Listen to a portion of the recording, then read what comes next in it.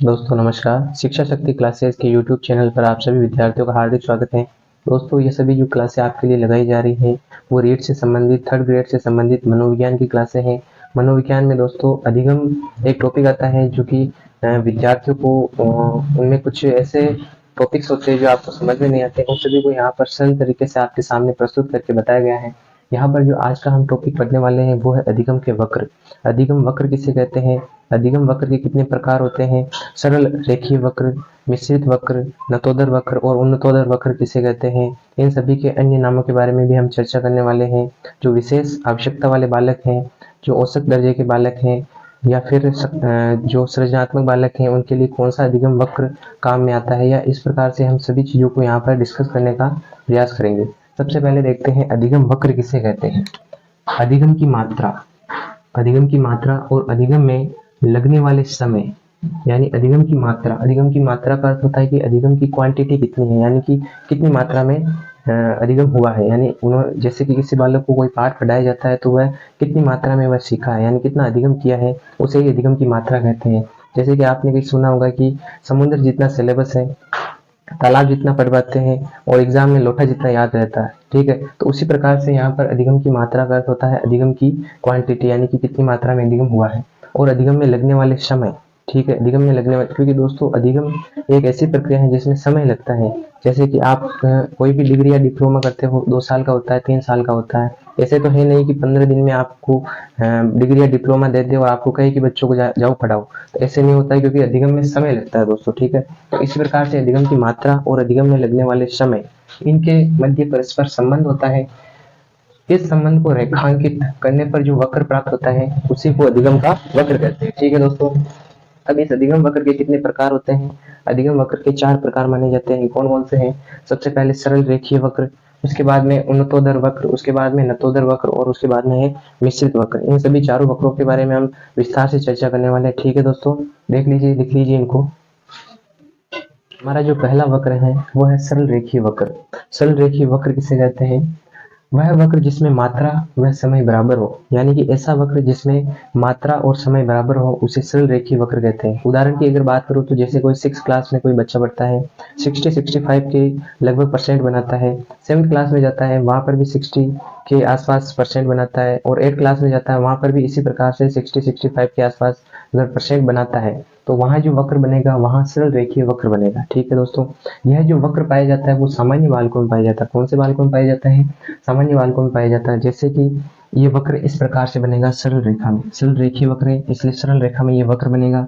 जैसे कोई 1 घंटा पढ़ता है, एक पाठ उसे याद हो जाता है, दूसरे घंटे में 2 पाठ याद कर लेता है, तो वहां पर जो वक्र बन रहा है वो वक्र बनेगा सरल रेखीय वक्र। इस वक्र के अन्य नाम है दोस्तों निष्पादन वक्र और समान उपलब्धि वक्र। इस सरल रेखीय वक्र के अन्य नाम है। हमारा जो दूसरा जो वक्र है वो है उन्नतोदर वक्र। उन्नतोदर वक्र, इस वक्र को दोस्तों, वह वक्र जिसमें मात्रा अधिक हो और समय कम हो, यानी कि कम समय में अधिक उपलब्धि हासिल कर रहा है, अधिक मात्रा में वह अधिगम कर रहा है कम समय में, तो वहां पर जो वक्र बनेगा वो उन्नतोदर वक्र बनेगा। जैसे कि दोस्तों ये वक्र इस प्रकार से पहाड़ की तरह है, चढ़ाव की तरह है। जैसे कि दोस्तों 1 घंटे में वह एक पाठ याद कर रहा है, तो दूसरे घंटे में जो याद करने की जो क्षमता है, याद करने की जो मात्रा है वो बढ़ रही है। ठीक है दोस्तों, तो इसे हम उन्नतोदर वक्र कहेंगे। यह जो वक्र है वो प्रतिभाशाली बालकों में पाया जाता है, प्रतिभाशाली बालकों में देखने को मिलता है। जैसे कि कोई 6 क्लास में बच्चा है, 60% बनाता है, 7 क्लास में जाते ही वह 70% बनाता है। इस प्रकार से वह जैसे जैसे आगे बढ़ता जाता है उसका दिमाग का विकास होने लगता है, उसकी बुद्धि लब्धि बढ़ने लगती है। तो यह जो उन्नतोदर वक्र है वो प्रतिभाशाली बालकों में पाया जाता है। ठीक है, इस वक्र के अन्य नाम की बात करें तो इसे बढ़ता हुआ वक्र कहेंगे, सकारात्मक वक्र कहेंगे और धनात्मक वक्र भी कहते हैं। तो इन दोनों सरल रेखीय वक्र और उन्नतोदर वक्र के बारे में देखा। अब हम नतोदर वक्र और मिश्रित वक्र के बारे में देखेंगे। अधिगम के अगले वक्र हैं दोस्तों, हमारा जो तीसरा वक्र है वो है नतोदर वक्र, है ना।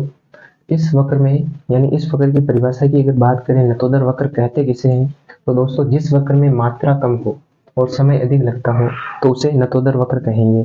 जैसे कि दोस्तों कुछ बालक होते हैं जिनको याद करने में कठिनाई होती है, दिन भर याद करते रहते हैं, दिन भर किताबों के पास में बैठे रहते हैं लेकिन उनको याद कम होता है, ठीक है।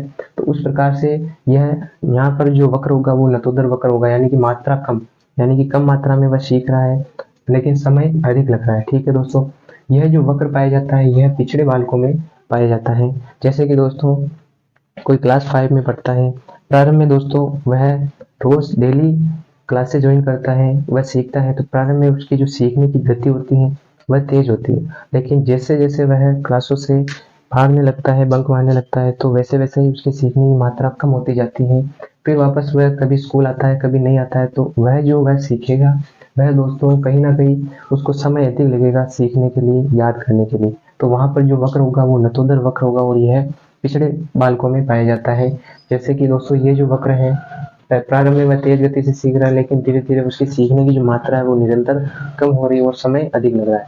इस वक्र के जो अन्य नाम है वो है घटता हुआ वक्र, नकारात्मक वक्र और ऋणात्मक वक्र। इस वक्र के अन्य नाम है। हमारा अगला वक्र है मिश्रित वक्र। मिश्रित वक्र की परिभाषा की अगर बात करें तो वह वक्र जिसमें मात्रा व समय घटता बढ़ता रहता है, यानी कि समान रूप से वह नहीं सीखता है, घटता बढ़ता रहता है।